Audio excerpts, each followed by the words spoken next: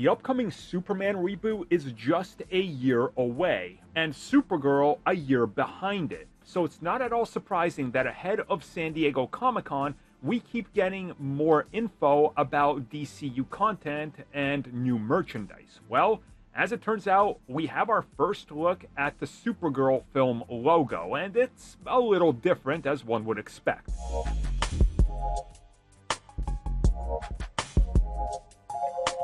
So this right here is not the logo. I know there's been plenty of fake logos that have been floating around, but none of those are real. The closest we've gotten to a real one is what I'm about to show you, which comes from merchandise from DC that's going to be released for San Diego Comic-Con.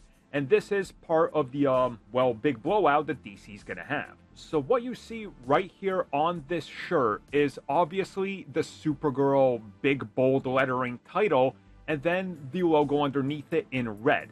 Now, if you look at this logo and emblem, you can obviously see that it's a little bit more inspired by David Cornsweet's DCU logo. Now, in the comic, she has a more standard logo, but again, if they're going to try to match it up with the DCU and what David has, this looks pretty close. You know, you got the sharp line, you got a little hint there that it makes an S, but it's more prominent here than David's. And if you look at the back of the shirt, again, you got the same logo, Supergirl underneath it, you got the S, and then underneath it, it says Woman of Tomorrow, Metropolis.